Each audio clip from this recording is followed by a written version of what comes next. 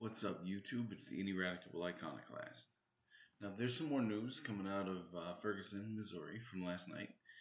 It appears that two police officers were shot at.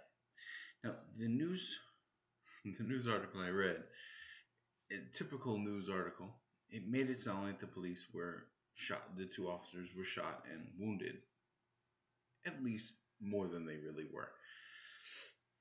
To save you the time of actually having to read the articles, there were two police officers. One of them was shot at in his personal vehicle and received a couple scratches from the glass.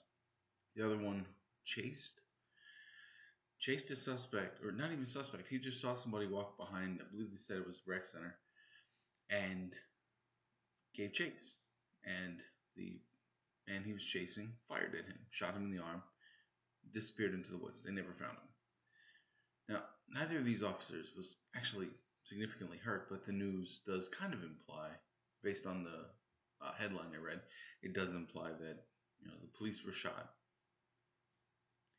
Just the way that police were shot, suspects still at large. So you kind of think that it was more than just, glass shrapnel, and the one who was shot in the arm, my legitimate gunshot wound. But I have to ask, is it really any kind of surprise that the police are being shot at in Ferguson? Which you would have to be living under a rock to not know what's been going on there recently. But just to recap, a unarmed 18-year-old, he happened to be a black teenager, was shot and killed in the street by a police officer whose name I forget because they made such a big production of not showing or not revealing his name, and so it took a very long time for people of Ferguson to get the name of the officer. There were protests, there were riots, and Ferguson has become what may actually be the first of many locations where people honestly see the police as the enemy. And I know that we see all over the country, we see police brutality, we see unarmed people being killed.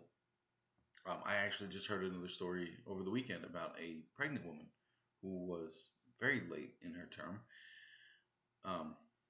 Police tackled her, or not tackled her, but incapacitated her. Basically, they forced her to the ground, stomach first, pushed her, forced her down to the ground, which is absolutely horrible for the baby. But I will see if I can find that article.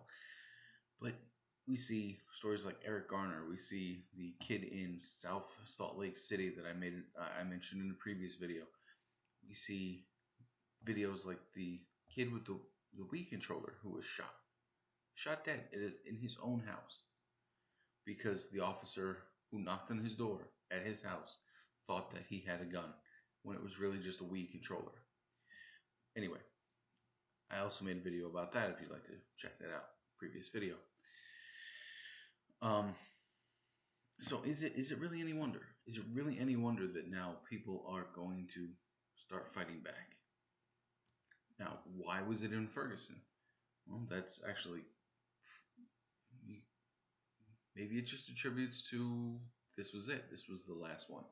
This was the straw that broke the camel's back. We see national news all the time about the police doing this. I don't know if Ferguson has had a long history of unarmed people being killed. Judging from the rest of the country, I can say most likely there is a long history.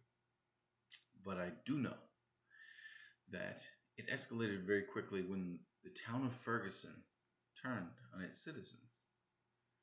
The town of Ferguson, the bureaucrats of Ferguson are releasing the paperwork, but they're asking exorbitant amounts of money. They're asking in the range of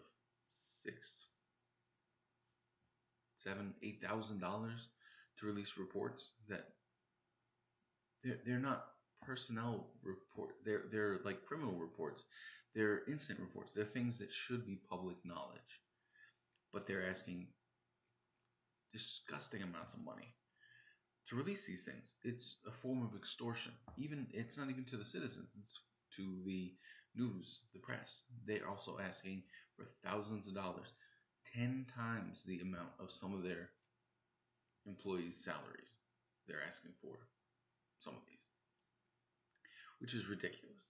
And then you have the police who wear the I support the officer who actually shot Mike Brown. What did you expect was going to happen? Did you expect that you were going to be able to take what your entire city is protesting and rioting about, rub it in their faces, and for the ones who do actually play by the rules, you want to blackmail them, or not blackmail, but you want to extort ridiculous fees out of them for the information. Of course it was going to happen. Of course the people were going to fight back. Now I don't condone shooting at the police. I don't condone that at all because I mean that's really that makes you know better than them. But to be honest, somebody had to take action. Was this the correct action? No. But I'm not there. I'm not one of the ones who is taking action, so maybe I'm really not in the right place to judge. But but tell me what you think. Do you think that Ferguson is just a one-off? That this is all going to just kind of fizzle out? Do you think that Ferguson is going to become the grounds of the next major riot? Or do you think that perhaps it's going to be the first of many places? Tell me what you think in the comments down below. Once again, I am the Ineradicable Iconoclast. I'll see you around.